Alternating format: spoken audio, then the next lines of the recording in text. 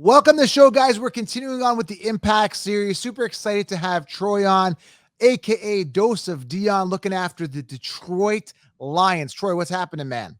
It's been a while since someone called me that. Actually, that name has kind of went away. It's been a minute since someone has said Troy before. It's great, man. It's good to see you again. And hey, I love doing these shows. So thanks for having me.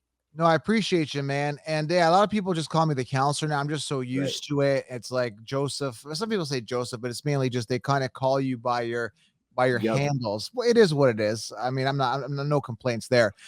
So yeah, we got lots to talk about here. I've been doing an impact series just to get you caught up, bringing on the best, brightest beat writers, influencers, people that have the feet on the street and know what they're talking about for that team to give us fantasy had some insight. And also we're talking about where you guys finish on divisions. So we're going to start with quarterback, move our way through the depth chart, kind of talk about the team and just kind of talk about you defensively as well.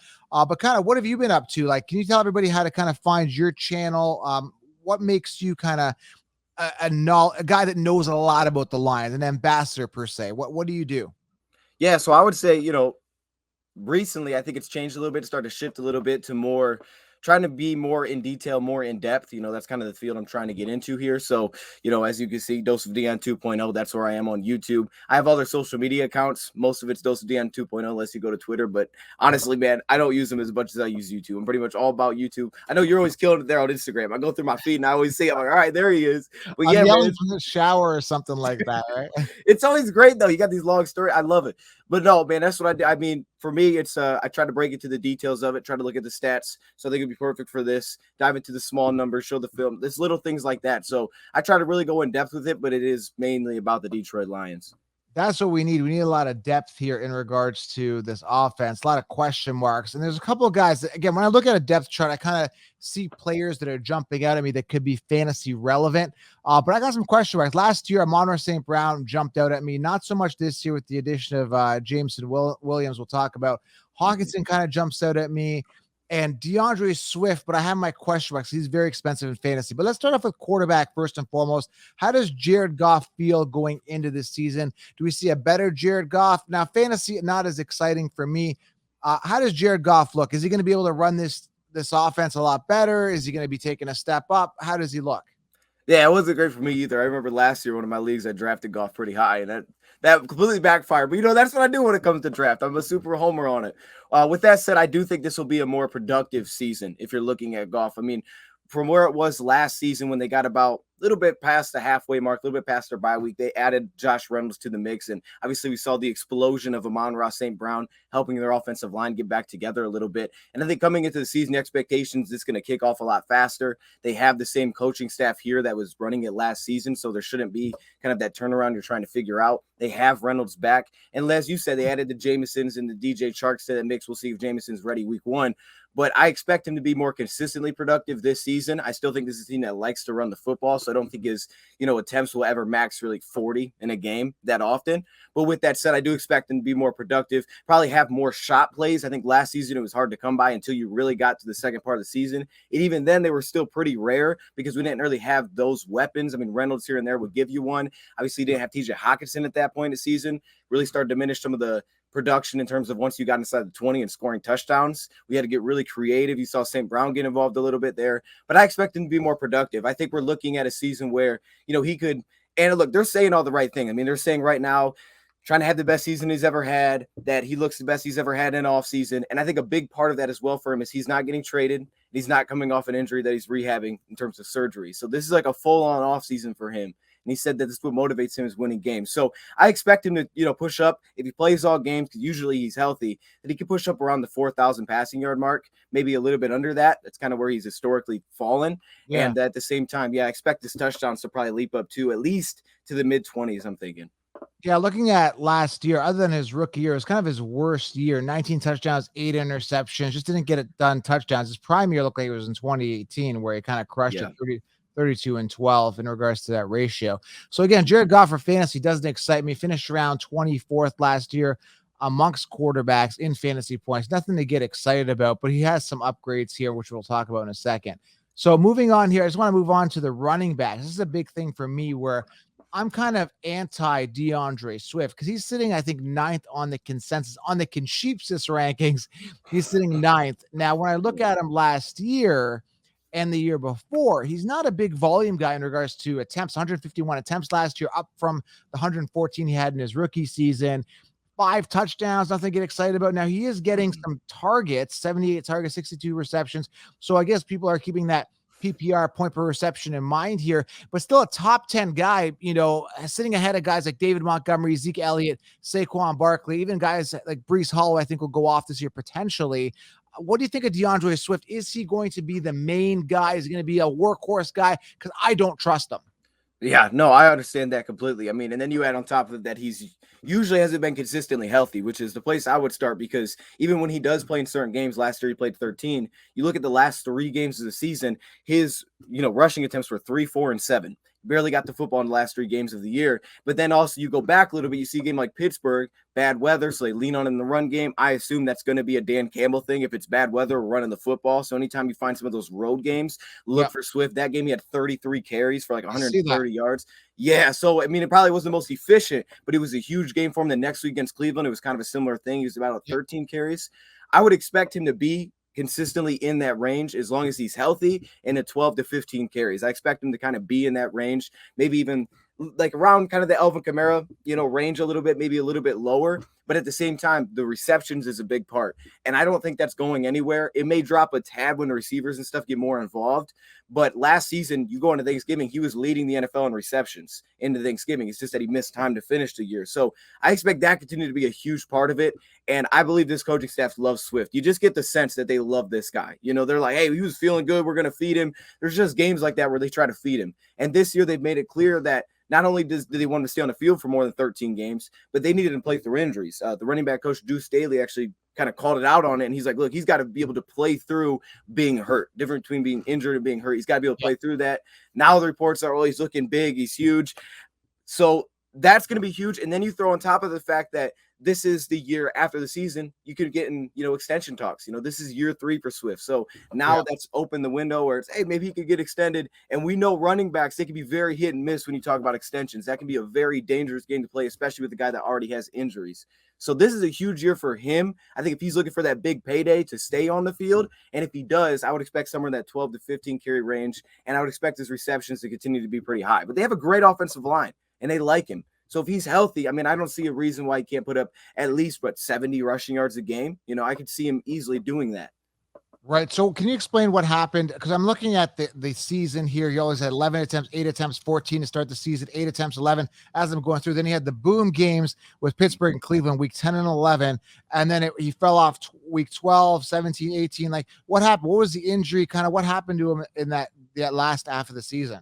Yeah, so he's had a multitude of injuries. I know he had a shoulder injury that he was dealing with. He's dealt with a lot of injuries, and in those games they're saying like, well, he's healthy, we'll have him on the field, but at the same time, because of the stable of backs they have with Jamal and stuff, they just don't really give him the ball. He's there, but he's not really getting the football ever. He might play a drive, and we even saw that last year. Like, that's why I think his carries will somewhat max out. Now, there's certain games like Pittsburgh, for whatever reason, they were just like, yeah, he was feeling it, so they just kept giving him the football. Now, I also believe in that game there was no Jamal Williams, if I remember correctly, so I think that's a huge part, because you saw, Jamar Jefferson got a couple carries, Godwin got a couple carries, but it was just Swift. So Swift kind of just led the way. So I would think with Jamal, what we saw last year, sometimes, he started, but he wasn't the first back on the field. It would be Jamal. They'd come back and drive, and they go to Swift. With that said, I do think they believe Swift has more explosiveness. He has more potential. So I think he'll be the lead guy if healthy. It's just about playing through those injuries for him. Okay, so again, do you think in regards to committee, like, it's going to be hard? Is he going to be a full workhorse back, just to kind of summarize this, you think? I really can't say hard he would to tell. be. No, hard to tell. Yeah, it's really tough, because if Jamal's healthy, I can't see him, really hitting many of those 30 carry marks. So everything aside from potential injury looks good for him. Like I said, he's bulked up a little bit. The coaches love him. The O-line is good. So how much has it, and I kind of use this as a gauge, in regards to last year O-line, how much has it improved if you would include a percentage-wise? How much has it improved from last year, if at all? Yeah, well, for me personally, I would say like, man, 50% plus. I think this offensive Oh, line's got a lot better. And it's not even just with new additions, it's also with just guys returning. I mean, they didn't have Taylor Decker going into until they got to the Pittsburgh game, which up to that point, it was really bad. Our pass protection was completely awful. You look at the pressure rates, it was terrible. And it was a very big issue for us. When Decker got back, what Lions like to do is they love those 6 offensive line sets. So they started putting that tackle in as the 6th offensive lineman. And you saw in that Pittsburgh game, some of their biggest runs came with that. And then you get Frank Ragnow back, who was out, I believe, like week 4 against Chicago. He went out, didn't come back at all in the entire season. Then on top of that, they come back and they add guys like their backup center back. They re-signed their backup center who played well. So they have backup guards that play well. The only little thing that you're a little concerned of is the backup tackle, and they have a young UDFA in there. So we're going to see if that works out or if they rock with the guy last season that filled in Matt Nelson for Taylor Decker. But as a whole, when healthy, this is one of the top units in the league. And with that said, they're getting these guys back. So I think it's a huge upgrade, and it should be one of the top offensive lines in football. man, that's really good to hear. So Swift, you see him having a big year then, if to summarize it, because he is high on the consensus rankings. But again, I don't trust him because I don't see the volume being there. But yeah, no, you're exactly right. It has to be. I mean, it has to be a big year for him to me, because if he wants any thought of an extension, it has to be a big year. You can't have 600 yards. You can't play 13 games. You need to play 16 games, 15 or 16 of those. You need to actually be playing, not 3 carries. So I would say this has to be a big year for Deandre Swift. I struggle saying I trust it because I do love the committee that we have. I love the stable that we have of backs. I know he's been dealing with the injuries, but this is the year, man. They've already made it clear, like, hey, he's got to be on the field. So if you're going to take a shot at him, I guess versus the last 2 years, this would be the year to do it. fair enough. Now let's move on to the wide receivers here real quickly. Here, last year was clear cut. It stood out to me that Amon-Ra St. Brown is going to be a guy, and he had a good season, not bad. Now you bring in Chark, you bring in Williams, you draft Williams, I believe. Mm-hmm. There's a lot of weapons here. I mean, again, similar to, I just had a conversation with a bunch of people, including the Chiefs guy, and on and on and on. I'm talking to different people here. Yeah. A lot of situations where we don't know who the wide receiver one is. This is one of those situations, I think. Is Amon-Ra the clear-cut one, or does Williams come in and step up? And how about Chark? I mean, I think Chark never really hit his stride. I think he's talented. I don't know. Again, health may be an issue. Who is the one here? Who do you think Goff is going to gravitate to?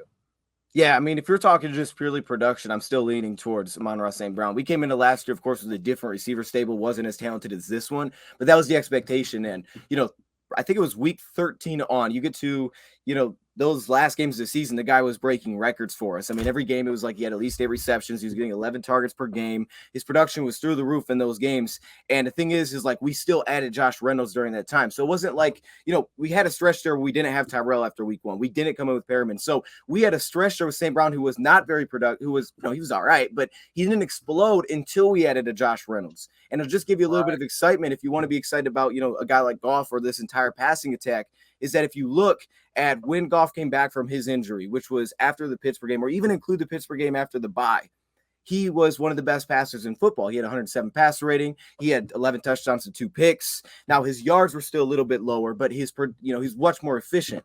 And that's when we saw St. Brown take off. But another small addition in there is not just roster-wise, also the addition of Ben Johnson, who is now their offensive coordinator. The word has been that he has been much more involved with the offense. He has now become their offensive coordinator. And as soon as he got more involved, you start to see St. Brown really take off. And they started moving him around. He wasn't just a slot. Now he's the guy playing Z. Now he's kicking out wide because we didn't have that. You get Josh Reynolds, and he's still, your 1-2. He's still playing on the outside for you. So with that, you have Cephas coming back. You have Jameson, who may not start this year. I don't know if he's going to start this year. They said he may not be ready for training camp. So if that's the case, I don't know if he's going to play week 1. I hope he does. If he is on the field, I think he's going to be electric, but I don't know. And then you have a guy like DJ Chark, right? And I think what we've seen from DJ Chark just being there already is he's the guy. Like, he's going to be the number 1 on the outside. But production-wise, I would still rock with St. Brown. You saw what, it was when Goff was with the Rams and the Cooper Cupps and just those guys that he can rely on. Right. Amon-Ra St. Brown is that guy. And I think, he had 90 receptions, 900 plus yards last season. His touchdowns, I don't think that may get super high because I believe when Hawkinson is healthy, it's Hawkinson.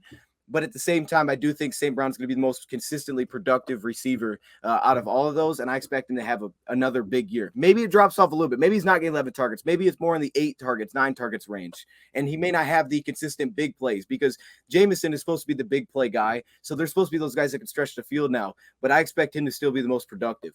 So yeah, if you look at week 13 and beyond, 6 games there that I see, and he had a touchdown every single game but one, which is week 14. Amon-Ra St. Brown. So maybe he said touchdowns might not be there. Maybe they will be there. He just didn't get them going and activated till after week 13. So maybe they will use him more, right? Right. Yeah, that's the other thing with the touchdowns is because you didn't have Hawkinson for a lot of it. You know, you look at the Minnesota game, I don't think he scored the touchdown in that one. Hawkinson scored the red zone touchdown. So that's the only thing I'd be concerned about a little bit is that the touchdowns, we'll see if they're there. He's obviously not a matchup, problem in the red zone. Is trying to get creative to get him the football, but they do get creative in terms of they like to hand him the ball. Like he'll play running back. He'll take the snap and just run. So there's plays like that, I think, at Seattle where he had a couple of them. So I think after they got a taste of like, oh, he can do a lot of different things last year. And now we got Jameson. We're not going to hand him the football. We're not going to hand Chark the football. He could be involved there. So now I look at rushing yards possibly as being somewhere. Maybe he hits 100 rushing yards. Maybe he has that little utility package to his game that we saw just in glimpses last season. But again, I still expect him to be the one. And Jameson, we'll see if he's ready. But Chark to me will be the top guy on the outside. And I think he'll have good production. But obviously there's a lot of depth back there. So if Jameson is not ready, Josh Reynolds would be a guy I'd keep an eye on because I don't know, how he falls into fantasy terms. I was trying to figure that out, but I know that Josh Reynolds last season, if you look when he first got with Goff, obviously there's a pass there. It was basically he was getting about, 5 targets a game. He was kind of hitting at least 50 yards, 70 yards receiving. So it wasn't huge production, but if you come in without Jameson, Josh Reynolds is that guy that's probably going to get the production, as the number 2. Khalif will fall down the roster.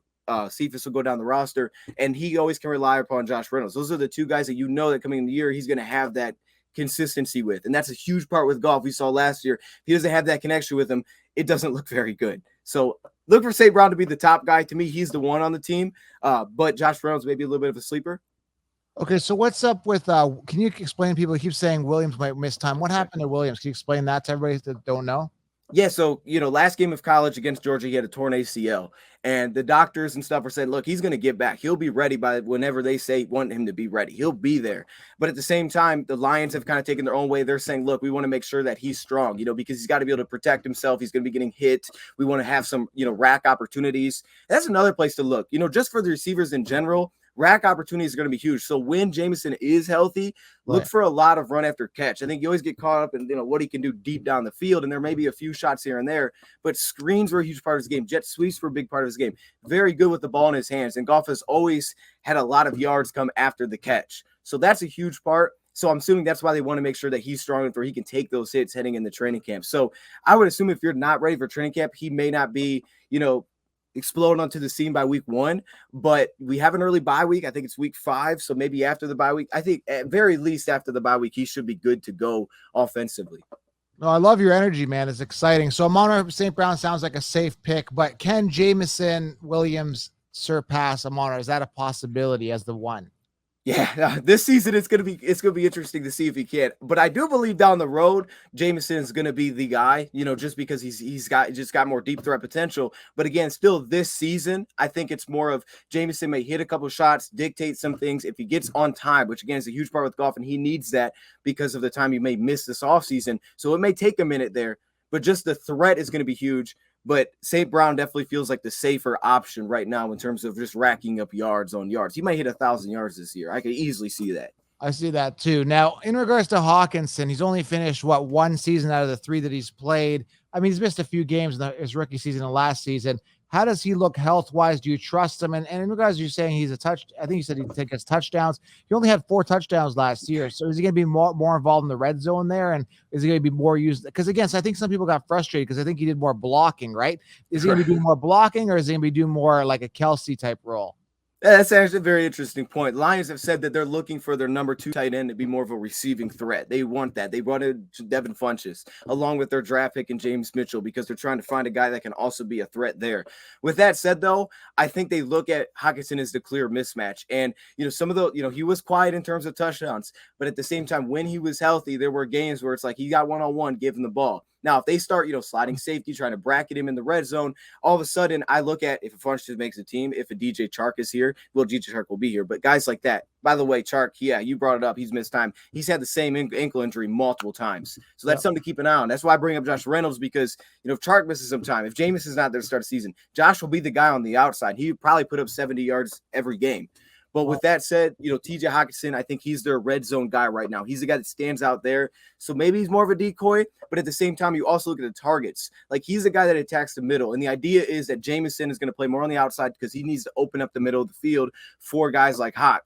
And that's where he was dynamic, where you get a game against the Vikings. They're missing linebackers. They attack it over and over with T. Jackson. I think he averaged 7 targets a game last season. So he was still, very involved. It was just that there was a middle part of the season where we really didn't get in the red zone. I know that's crazy to say, but right. Why was his touchdowns though? We never moved the football. Like his targets were, okay, check down, check. We never got the ball down the field. We couldn't pass protect. We had 0 weapons. It was awful.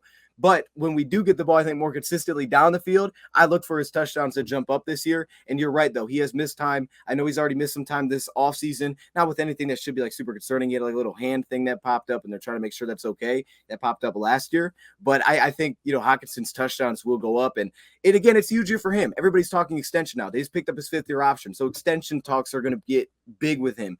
So the biggest thing for me isn't necessarily maybe the yards as much as his touchdowns. We want to see him hit 8 touchdowns this year, 8+ if we're talking extension. He needs to be that guy that takes over inside the 20. Wow. So we got contract years for who? Swift and Hawkinson, right? It was yeah. I mean, I say that Swift isn't, his contract's not up, but it is year 3. So we know that obviously he wasn't around with picks. There's no 5th-year option. And we know that after this year, they can start engaging in those extension talks. And for Hawkinson, they picked up the 5th-year option. But again, it's the end of year 3, so they can start engaging in those extension talks for him. And, with how the salary cap expected to go up, you're seeing guys like David and Njoku get paid. All the talk now is, well, should Hawkinson get paid? Well, once he got his 5th-year option picked up, I'm assuming that's going to be pushed off at least by a year. But it's still a big year for him because you have a James Mitchell in the building now. And James Mitchell picks up the slack, and you have the blocking tight ends. It's like, well, how much do we really need the guy? How are we really willing to pay him $14 million a year if James Mitchell can pick up the same slack? May not be the same player, but he can block and receive. So red zone to me is going to be his calling card. And one more guy that everyone forgot, and he was kind of a bit of a what I call fantasy football pass, because I had Amon-Ra last year, and he started getting a lot of volume early on. Then he completely fell off. Quintez Cephas, he had 2 touchdowns the first 2 games. Who is this Cephas guy, right? I was so annoyed with him. And then he just completely, what happened to Cephas, and why is he not being talked about this year?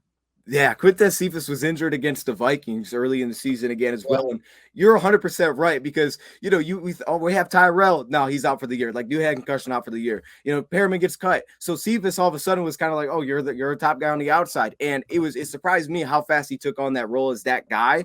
But he's a very talented receiver. The issue with him is obviously he's not a big separator. He's not the fastest, but he's very strong. He's a good route runner. He's not the scariest with the ball in his hands, but he does the little things really well. Quintez Cephas' injury is obviously why he fell off. At the same time, though, this year it's going to be, again, tough because if Chark is healthy, if Jamo comes back early, you have Josh Reynolds, who's going to be above him on the depth chart. He'll be down there with the Khalif Raymonds and the Trinity Benson. People are saying, is he going to make the team? I think there's no way that you cut the guy. I mean, he was too reliable last year when you needed him. It's just that I don't know if he's getting a volume, right? I mean, if Goff's throwing the ball 35 times a game and you have 8 of those going to St. Brown, 8 going to Swift, and then all of a sudden you red zone, you're going to Hawk, how much volume is there? So I don't know if there's consistency there unless there's injuries that pop up before the season. Yeah, I don't care for him. I was just curious what happened because his name popped up early in the season. I'm like, oh my God, I had Amon-Ra, and then in comes Cephas. I'm like, did I make the wrong decision? And sure enough, I don't think I did. Amon-Ra is the guy. Oh, you're good. That worked out good. My gut feeling was right. So in regards to division, though, for you guys, it's not going to be the easiest division. The Bears obviously have some major issues. The Packers don't really have a receiver unless Christian Watson steps up, but the rookie obviously coming in. The Vikings are the Vikings. They've got one of the best receivers in the game now. They got a great duo, arguably the best 2 duo. I think Thielen and Jefferson are going to rock it this year as per usual. This is a weird division. I still think the Packers end up on top. What do you think of this division? Where do you guys end up? Because I think a lot of question marks. Obviously, like I said, the Bears with the quarterback and the receivers with the Packers. How does this play out?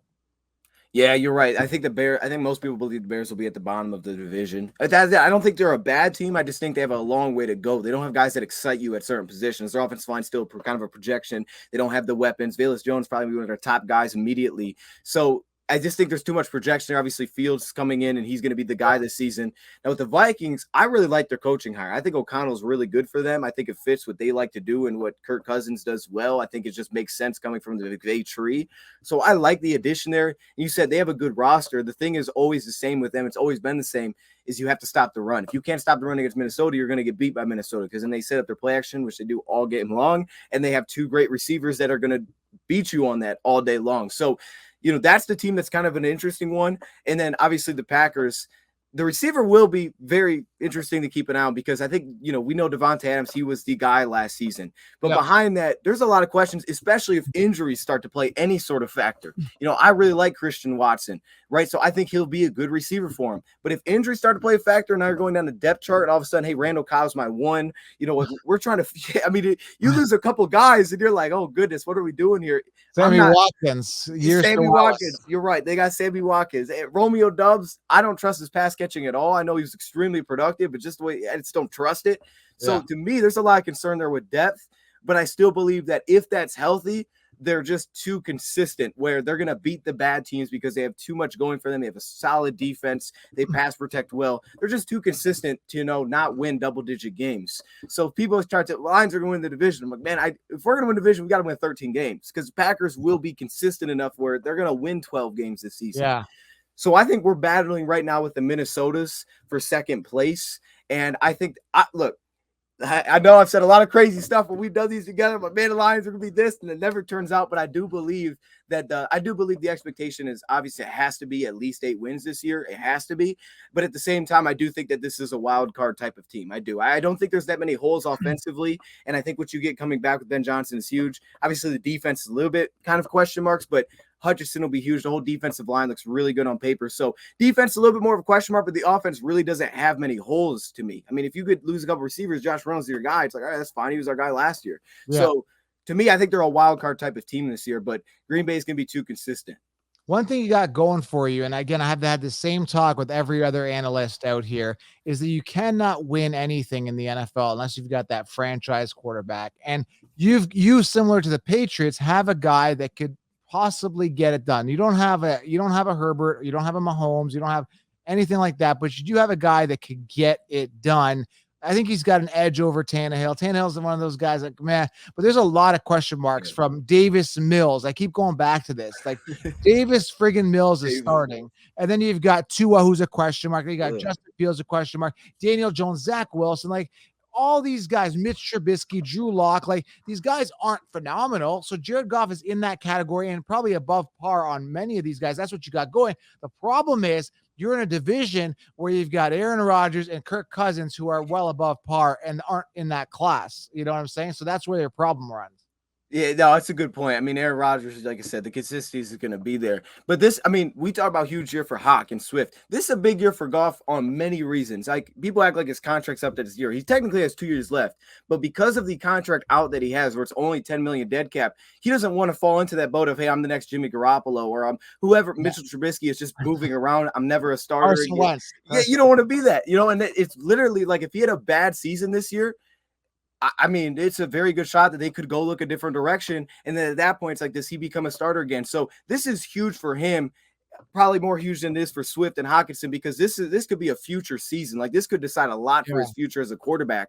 So I mean, this has to be a huge year for him. And I think they have the pieces there. And to your point, like we've seen him have a lot of success when the pieces are there. And at the same time, I won't go into all of it all, but I didn't believe the McVay, the Goff thing was terrible. The whole relationship there was awful. It was not very good. And obviously things got messed up. But I do think since this is Ben Johnson's first time as an OC, it allows him to kind of just be, okay, this is my first time doing it. This is, your first time really having a coordinator, just building this offense around you. So you should find success, and it should jump pretty early after what we saw last year. So I expect to be a good season for him. I really do. And I think he'll be the guy, by the way.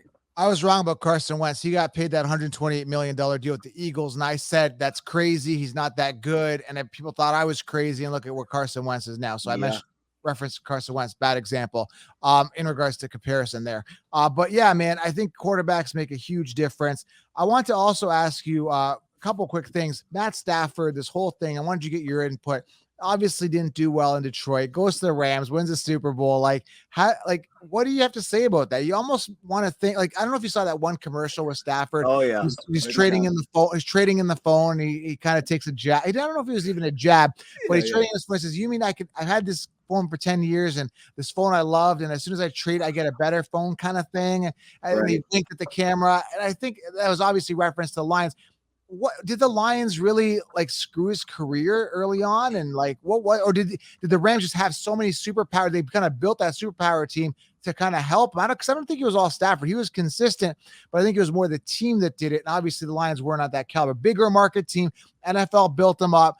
Right. You know, it's a big market team. The Lions never had that. So what do you think? Was it a Lions problem? No, I absolutely believe it was the Lions' problem. And, you know, I was a big Stafford guy when he was here, and I rooted for him throughout the playoffs. You know, that'll change a little bit probably this year. But with that said, is that I think it was a very good indication of kind of where the team was at. And I think we got him. Like, we just kind of ignored him. Like, for example, we played Tampa Bay his last year.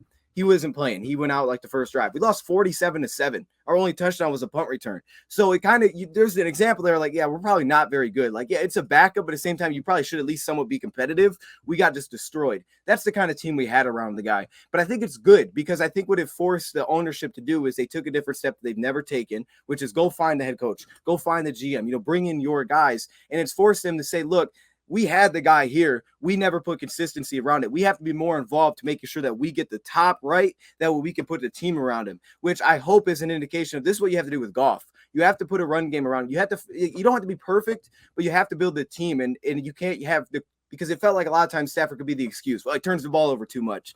And it's like, yeah, he's turned the ball with the Rams too, but when the Rams turned over, the game's not over. You know, for us, we turn the ball, it's like, hey, we lost a football game. That can't be a thing with your quarterback. They're going to make mistakes, especially Stafford. It's just this play style. So for me, it's like that should be a great indication of what we have to do going forward and not putting it on the quarterback or the backup. We got to build the team up. Yeah. Definitely. Last question here, and I kind of say this to all my analysts at the end of the show. I ask them a question. Do you have any inside information, anything going on in the locker room, any type of connections building off field that we might want to know about? Anything that we might not know that you may have got a buzz about the team? Yeah, that's interesting. Obviously the Deandre Swift one I think is big news there because they're kind of putting it out there that it's a huge year for Swift. I mean, look, the Goff hype has been real so far this offseason. I would say, you know, you look at the defense side of the ball, you know, you look at linebackers, which is very up in the air. I would say just look at the young guys. You know, you look at the Malcolm Rodriguez, who was a late round draft pick. Guys like that, they're giving a lot of hype now. Jared Davis, I think that guy may end up being a starter at some point for this team. So I would say just, you know, at certain positions, some of the young guys, Okudah, right? I mean, he's coming back off an injury. It's going to be huge. He looks good so far through offseason.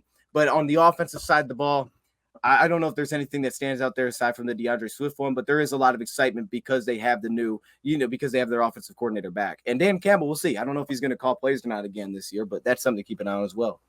Great. Well, Troy, a.k.a. Dose of Dion 2.0, how do they find you? Is it just Dose of Dion on YouTube? Yeah, just Dose of Dion 2.0, as like on the bottom there. Okay, perfect. I'll link you guys up and I'll look them up in the video, guys. Thanks for being here, Troy. I appreciate you.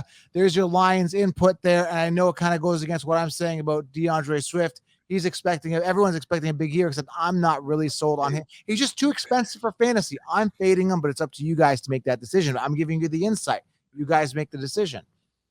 Yeah, hey, I don't think I'd be drafting him. I'll just say that. Not that high. You know what I'm saying? Yeah. Why again, you just said that he's in a contract year. His O-line's better. Why wouldn't you draft him, though? It has to be a big year, but I'm just the injuries, man. I can't trust that he's going to be on the field consistently enough. And then you get the sense of these young guys, and it's like, you know, hey, they're going to be fine. So, yeah, I don't think I'd draft him that high. If he's going that high, I don't think I'd play with it. He's a top 9 in PPR, so he's going to come off probably early second round. He's going to be like, if you want him, he's going to be like your RB1. And I'm just like, nah, you know, I don't trust him as my RB1. I don't. Yeah, so, I'm with you there. I'm with you there, man. It has to be a big year, though, for him. It has to. For sure. All right. Well, thank you, Troy. We appreciate you guys. Follow the full Impact series below. Go follow Troy, Dose of Dion on YouTube for everything Lions. And we'll talk soon, guys. We're out. Thanks, Troy. Absolutely. Thank you for having me.